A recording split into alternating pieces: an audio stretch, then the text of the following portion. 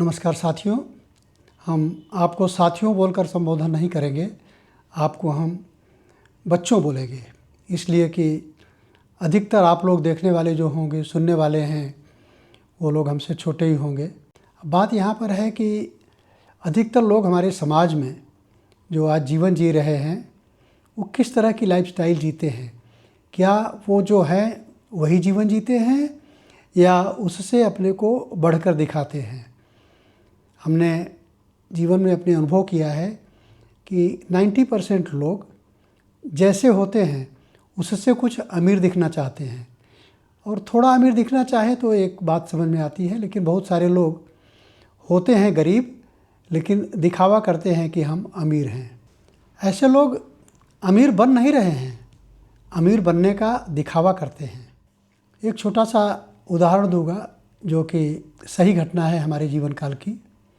हम नौकरी करते थे, बेसिकली हम इंजीनियर हैं, एग्जीक्यूटिव इंजीनियर रैंक पे हम काम करते थे। हमारे अंडर में एक लड़का ज्वाइन किया, असिस्टेंट इंजीनियर बन के आया और नौकरी करने लगा। लड़का होशियार था, उसको अपॉर्चुनिटी मिली और वो लीबिया चला गया फर्टिलाइजर इंडस्ट्रीज़ में इंजीनियर बन के। वहाँ वो 3-4 साल नौकरी किया, कुछ पैसे उसके पास इकट्ठा हो गए तो उसने अपने गांव में, घर में अपने भाइयों के साथ कारपेट इंडस्ट्रीज़ का काम शुरू किया। कारपेट कॉटेज इंडस्ट्री टाइप की होती है, लोग कारपेट बनवाते हैं और डोमेस्टिक मार्केट में वो उसे बेच रहे थे। उनको पैसे की कमाई होने लगी तो उन्हें लगा कि शायद कारपेट को अगर हम एक्सपोर्ट करें, दूसरे कंट्रीज़ को भेजें, जैसे यूएसए में, जर्मन में, तो अच्छे पैसे की कमाई होगी। और उन्हें लालच आ गई। वो छुट्टी पर आए और उन्होंने हमसे सलाह मांगी कि सर, हम कारपेट एक्सपोर्ट करना चाहते हैं, इसलिए नौकरी छोड़ करके वापस इंडिया आ रहे हैं। हमने उनसे कहा कि देखिए, आप वहाँ पर इंजीनियर हैं, सैलरी भी आपकी अच्छी है, कारपेट आप एक्सपोर्ट करना चाहते हैं, एक्सपेंड करना चाहते हैं, अच्छी बात है, लेकिन कुछ दिन एक्सपोर्ट कर लीजिए, थोड़ा पैसा आपके पास आ जाए, लाइफ प्लान कर लीजिए, उसके बाद जो आपके समझ में आएगा करिएगा। लेकिन उन्हें शायद अमीर बनने की जल्दी चाह भी थी। वहाँ से उन्होंने कुछ सोचा नहीं, आओ देखा न ताओ, रिज़ाइन करके वो वापस इंडिया आ गए। 1-2 साल तक वो एक्सपोर्ट अपना करते रहे। इसी पीरियड में चूँकि वो एनआरआई जब थे तो अच्छा उनका लिविंग स्टैंडर्ड था, तो उसी स्टैंडर्ड को मेंटेन करने के लिए उन्होंने एक जल्दी से फ्लैट बुक कर लिया ईएमआई पे। फ्लैशी उनके पास आईफोन था और उन्होंने एक फॉर्च्यूनर गाड़ी भी खरीद ली। साल में 2 बार विदेश की यात्रा भी करने लगे अपने फैमिली को लेकर के।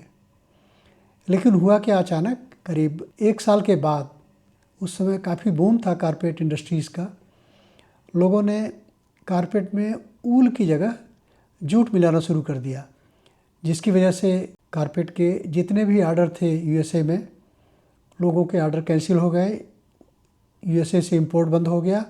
और जो लोगों का माल वहाँ गया हुआ था, कुछ तो पोर्ट पे रुक गया, कुछ सप्लायर ने सप्लाई किया तो उनको पेमेंट नहीं मिला, इनको भी पेमेंट नहीं मिला। अब फ्लैट इन्होंने ख़रीदा है, उसका ईएमआई देना है, गाड़ी इन्होंने रखी है, उसका ईएमआई देना है, उसको मेंटेन करना है, और जो लोन ले रखा था इन्होंने कारपेट इंडस्ट्रीज़ को चलाने के लिए, अब बैंक वाले तो इंतज़ार नहीं करेंगे। अब समस्या यहाँ क्या हुई, अब आप समझ सकते हैं कि उनकी क्या हालत हुई होगी। कार उनकी चली गई, फ्लैट उनका ऑक्शन हो गया। जब उनकी कार जा रही थी तो थोड़ा हमें भी अच्छा नहीं लग रहा था, दिल भर आया था। और मुझे जानकारी इसलिए हो गई कि वो मुझसे लोन लेना चाहते थे कि अपने गाड़ी को बचा सकें, लेकिन मैंने उन्हें लोन नहीं दिया। अब समस्या यहाँ ये है कि उनकी इनकम कम नहीं थी, कमाई कम नहीं थी, उनको प्रॉब्लम थी उनके आइडेंटिटी की। अब वो दिखावे की ज़िंदगी जीना चाहते थे, इसलिए उन्होंने अपने ऊपर लोन ले लिया और जिसके चक्कर में वो फंस गए, एक ट्रैप में आ गए। ट्रैप क्या है? ट्रैप है कि हम अमीर नहीं हैं, अपनी लाइफ को फ्लैशी शो करके जो हमें चीज़ें ज़रूरत नहीं है उसके ऊपर की चीज़ें खरीदते हैं और शो करते हैं कि दुनिया के लोग, समाज के लोग हमें देखें और मुझे अमीर समझें। इसका आप थोड़ा सा मतलब समझिए। आज मैं अगर अमीर दिखना चाहता हूँ तो मैंने तो खुद को मान लिया है कि मैं गरीब हूँ, तो फिर मैं गरीब ही हूँ। इस ट्रैप को इस तरह से समझिए कि आज हमें प्रेजेंट की लाइफ में खुश रहना है, हमें खुशी चाहिए, तो हम ईएमआई पे सामान खरीद लेते हैं। ईएमआई पर लेने का मतलब क्या हुआ कि हम आज सामान खरीदेंगे, खुश हो जाएंगे और इसका पेमेंट हम कल करेंगे, परसों करेंगे, आने वाले समय में करेंगे। अब आज के लिए तो हमारे पास पैसा नहीं है, हमने लोन लिया। कल के लिए हमारे पास कहाँ से पैसा आएगा कि कल हम उसको जी लेंगे उसी लाइफस्टाइल में। अब कल के लिए हमारे पास कंपाउंड हो जाएगी हमारी प्रॉब्लम। एक तो ये कि जो हमने आज ईएमआई लिया और उसको एंजॉय कर लिया, इस पैसे को हमें कल देना है, प्लस कल के एंजॉयमेंट के लिए भी हमको पैसा चाहिए, क्योंकि हम अपनी लाइफस्टाइल वैसा ही रखना चाहते हैं, वैसा ही दिखना चाहते हैं। समाज को हम ये दिखाना चाहते हैं कि हम अमीर हैं। अब आज हमने ईएमआई ले लिया, प्रेजेंट में हम खुश हो गए। कल परसों नरसों जब हमें ईएमआई देना होगा तो फ्यूचर तो हमसे हिसाब मांगेगा, क्या वो हमें छोड़ देगा? यहाँ सबसे डेंजरस चीज़ क्या है? मिडिल क्लास का आदमी जो है वो कमाता है और अमीर दिखने के चक्कर में उसे वो खर्च करता है।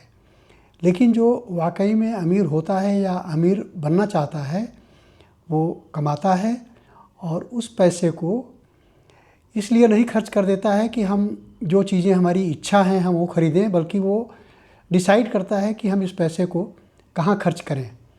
और अगर वो डिसाइड ना करे तो फिर कौन डिसाइड करेगा? उस पैसे के खर्च को डिसाइड करेगा समाज।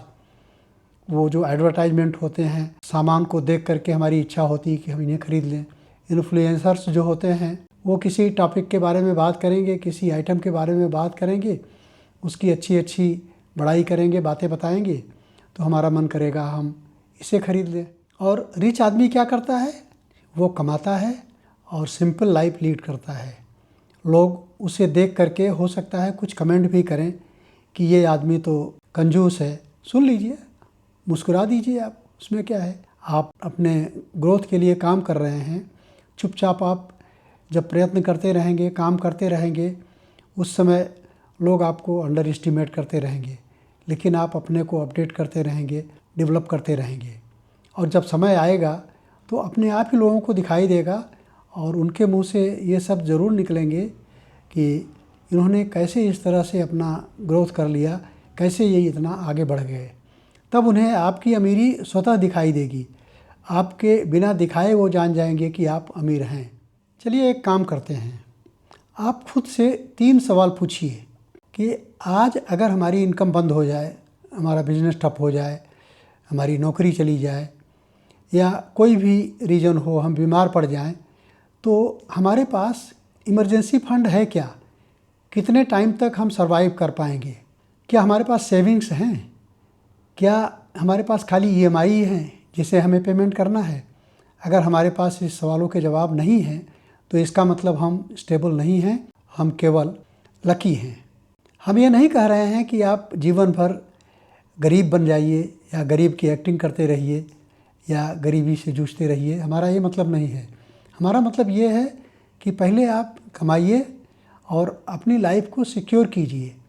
आपके पास एक इमरजेंसी फंड हो कि अगर कुछ इमरजेंसी आ गई, सिकनेस आ गई, बीमार हो गए, एक्सीडेंट हो गया, नौकरी चली गई, बिजनेस में प्रॉब्लम आ गई, तो हम कम से कम तब तक उस पैसे से अपने को सरवाइव करा सकें जब तक कि हम कोई दूसरा बंदोबस्त न कर लें। बच्चों, मैंने अपने जीवन में कुछ सिंपल रूल बना रखे हैं। उसमें मेन ये है कि हमें लोगों को इम्प्रेस नहीं करना है, मुझे प्रोग्रेस करना है, मुझे दिखाना नहीं है, दिखावा नहीं करना है, बल्कि मुझे स्वयं को आगे बढ़ाना है। हमें अपनी लाइफ इतनी सिक्योर कर लेनी चाहिए कि हमें हमारे फैमिली के लिए टाइम हो, हम जब चाहें एक तरह से हमारे लाइफ में फ्रीडम हो। ऐसा ना हो कि हम हमेशा दौड़ते रहें हैंड टू माउथ, आज नहीं कमाएंगे तो हम खाना नहीं मिलेगा मुझे, और कल की व्यवस्था करने के लिए हम चिंता में रहेंगे। ऐसी स्थिति ना आए। अब मान लीजिए आपने कुछ पैसा कमाया, आप मिडिल क्लास के आदमी हैं, आप उसको सोचेंगे कि हम इन्वेस्ट करते हैं। इन्वेस्टमेंट तो बड़ा सेक्सी लगता है, हम सोचते हैं कि इसे इन्वेस्ट कर देंगे, आज 1 नहीं 2, 2 से 4, 4 से 6 हो जाएगा। बहुत सारे लोग स्टॉक मार्केट में भी इसी तरह से समझ करके इन्वेस्ट करते हैं। लेकिन उसके पहले क्या करना है हमें? उसके पहले हमें ये करना है कि हमारे पास कुछ फंड ऐसे हों जो हमें अनफोर्सीन सर्कमस्टांसेस में सरवाइव करा सकें। बच्चों, अगर ये बात आपको लगी हो कि आपके काम की है, इसको अपने जीवन में लाएं और दूसरे लोगों को भी इस बात को करने के लिए प्रेरित करें।